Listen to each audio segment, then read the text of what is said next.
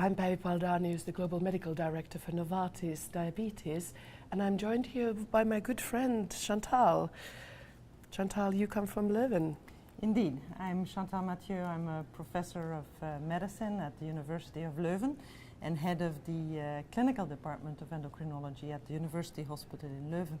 Good morning. Good morning.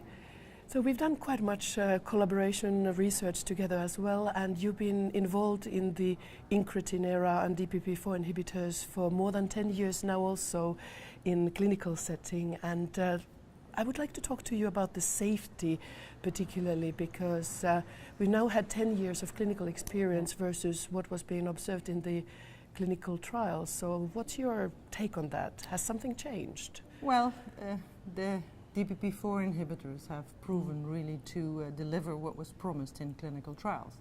Namely, on the one hand, a good efficacy in glucose lowering and then an extremely good safety profile. In the clinical trials, nothing was really being picked up on any safety signal that was of importance. And now that we have millions of people being treated with DPP-4 inhibitors, this very safe profile is being confirmed worldwide in all populations where DPP-4 inhibitors are being used. As you mentioned, they were very thoroughly evaluated already at the time when they came to the market, but of course it was a new class and there were some potential safety concerns, or rather maybe something which was to be clarified at the time when we were also expanding the patient types which were exposed to this class. So yeah, I mean, we have to realize that DPP-4 inhibitors indeed inhibit an enzyme that is typically involved in the degradation of incretins. But also there was always this worry that perhaps there might be off-target effects of these small molecules that are all different. But this has not proven to be the case. So they are extremely safe and have any important target effects. And so in every population where they have been studied, also in very vulnerable populations like the frail elderly, for instance, they prove extremely safe and very easy to use. And that's probably why they are taking such a prominent place now in our algorithms and in our day-to-day practice. In people where metformin alone is not enough, DPP-4 inhibitors are still agents of choice. Indeed, and you mentioned this very early treatment, and this is an increasing population which is also not just the population which was studied in clinical trials, but these are the developing world, the very young patients who are actually going to be treated for decades. So which particular challenges do you see there from safety perspective, or maybe opportunities as well? Yeah, so after the clinical trials it was obvious that the first population where there were some doubts was what I said, the frail elderly, but there we have studies now indicating that indeed in elderly people, in people with a very frail profile, cardiovascular profile, they can be used very safely. But now, as you say, new questions come on, because we're also treating now very young people who still have a long life in front of them with these agents. Also young women who will become pregnant, and so new questions come up there. Until now, there's no published safety signal whatsoever with DPP-4 inhibitors in pregnancy, for instance, but still we do not have any proper studies there.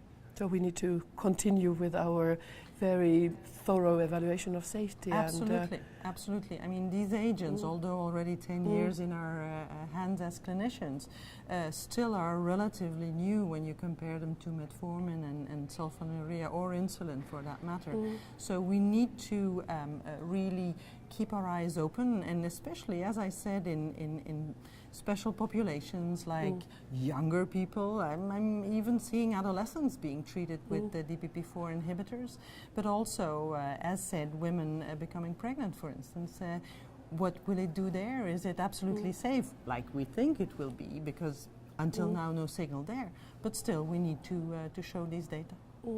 So one question, when you as a clinician have a patient in front of you and you consider safety first or efficacy, or how do you, we talk about this balanced benefit-risk ratio assessment, but how does this happen in your setting when particularly considering DPP-4s as an alternative for your patients? So we're talking a lot about individualized therapies and personalized medicine, and that's also what we teach our colleagues, endocrinologists, but especially also primary care, because a lot of our people with type 2 diabetes are being treated by primary care physicians who have a lot of other worries, a lot of other diseases to be taken care of.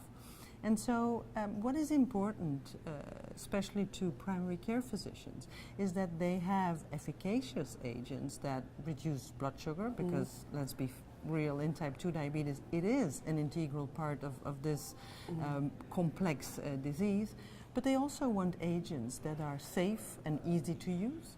And so, whereas we do promote personalized medicine, it appears that metformin and then DPP-4 inhibitors are very easy combinations to be used.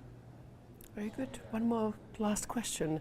What do you think is the most exciting thing about this Congress in terms of the new data coming, and any hints which sessions should we still participate in? Yes, so to me, interesting topics, you know, I'm also very interested in type 1 diabetes. Interesting topics is the possibility of adjunct therapies in type 1 diabetes, so therapies added on to insulin, GLP-1 receptor agonists, the SGLT2 inhibitors. There's also a lot of new publications here on possible interventions in type 1 diabetes. And then in the type 2 diabetes field, I'm really struck by, of course, the exciting data from the cardiovascular outcome trials, but also I'm struck by the fact that we are really getting a grasp on this disease, and we are getting better and better in addressing this holistic disease, namely not only attacking blood sugar, but also addressing the blood pressure, which is crucial also if we want to prevent complications, also the lipids, etc. So I think we're getting better and better at addressing this disease that is type 2 diabetes. So optimizing disease management in a more holistic way, and grasping the key details. And again, at this conference, it is clear that people are becoming more and more aware that early intervention is really the way to go. And be early and aggressive in our treatment, and not only focus on glucose, focus on the use of safe agents, but that could have multiple interactions in this disease. Very good. Thank you so much, Chantal. My pleasure.